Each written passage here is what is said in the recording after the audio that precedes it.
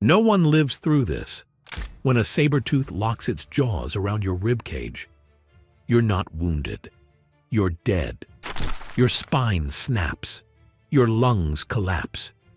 Your blood soaks the dirt in seconds. But this man didn't die. He was ripped open, gashed to the bone, torn apart like meat. And somehow, he lived.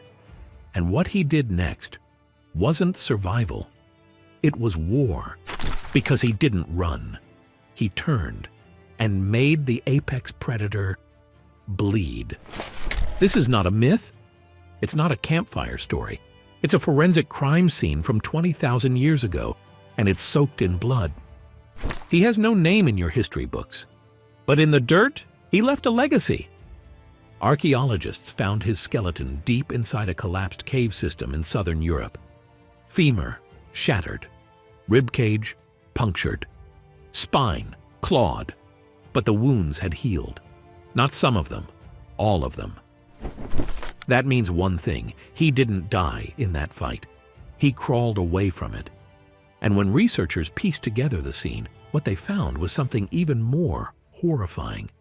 A predator, a man, and a trail of blood that says, one of them didn't walk away. He wasn't just some gatherer.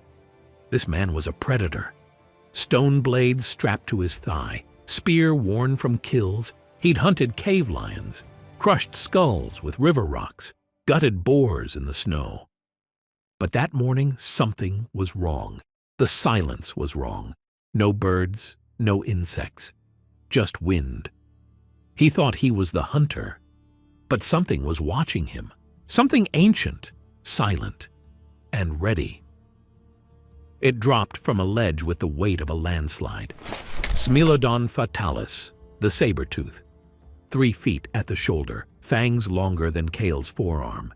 It didn't roar, it crushed. It slammed into his side and drove him into the mud with a sound like cracking timber. Claws like daggers tore open his back.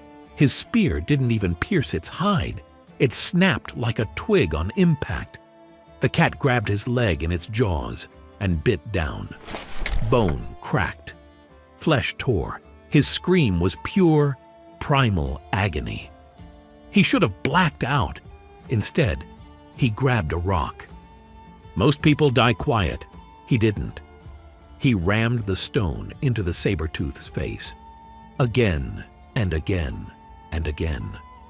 He broke off a tooth, punched through an eyelid. Blood sprayed his face, hot, sticky, reeking of iron. The beast roared, ears back, blinded, and thrashed him against a tree. His ribs folded. One pierced his lung. Still, he didn't stop. He shoved mud in the wound to slow the bleeding and stabbed the rock into the cat's throat. It gagged, recoiled. That gave him just enough time to drag himself into a thicket of thorns. He was half dead, but he was hidden. The saber-tooth circled, sniffed, snarled, but it didn't follow. It limped off, bleeding. So was he. But now, the hunt had changed. He couldn't walk, so he crawled. One arm forward, one leg dragging behind. Each movement peeled skin from bone.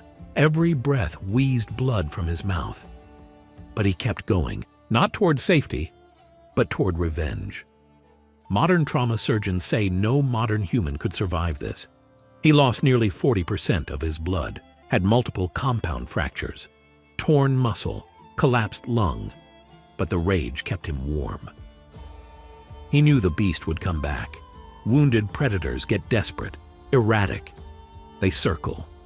Kale found a clearing, dug a shallow trench, lined it with stone flakes and sharpened bone. Then he laid down in the center. Bloody, bait-like, breathing shallow. He held a stone blade in one hand, a shard of its broken tooth in the other, and he waited. For hours. It's angrier now, less precise. Limping, it smells him, sees the blood, hears the ragged breathing. It lunges straight into the pit.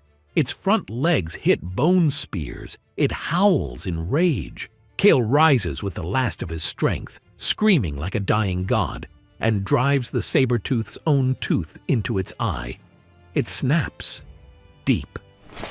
The cat flails, crashing into the trees. Cale doesn't retreat. He climbs onto its back and plunges the stone blade into its neck, over and over, until his arms give out. Blood floods the pit. His body collapses over the cat's corpse. Not as prey, as executioner. He should have been dead 10 times. But somehow, he wakes. The cat is still beneath him. Cold, still, he rips a fang from its skull, a trophy, and starts crawling again. 3 days, no food, no water, just bile, pain, and the rhythm of survival. When the tribe finds him, he's barely a man, more wound than flesh. But he's alive, and he's dragging a saber-tooth's fang behind him like a trophy of war. He never healed right. One eye blinded, one leg twisted, his voice reduced to gravel and wheezes. But when he pointed to the fang, no one questioned him. He was no longer just a man. He was a warning that even monsters can bleed, and some prey bite back. Today, we've confirmed his injuries through modern forensics. His femur had a spiral fracture from a bite, not a fall. His ribs fused unnaturally. Signs of blunt trauma, not aging. And under a microscope, they found microscopic traces of Smilodon enamel embedded in his wounds, meaning the tooth broke off inside him. Just like the story said, he didn't just survive the attack, he ended it. You want to know how he survived? Not strength, not speed, violence, raw, unspeakable, unfiltered violence. That's what it took to crawl out of nature's mouth. That's what it took to kill a monster with nothing but rocks, sticks, and a death wish. Your ancestors didn't survive because they were clever. They survived because they were relentless.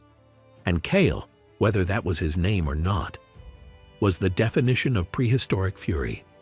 He was what happens when a man refuses to die. You think you're tough? Try fighting off a saber-tooth with one lung and a rock shard. Try crawling 3 days on shattered legs. Try watching your own blood paint the trees and thinking, one more breath, one more strike. That's what survival looked like. Ugly, brutal, glorious. So next time you flinch at pain, remember this: he didn't walk away from the predator. He buried it. If this story made your blood stir, if you felt every slash, every scream, every breathless crawl through the mud, like this video and let it echo. Subscribe if you want more stories that dig up the bones, rip off the skin, and show you what survival really looked like.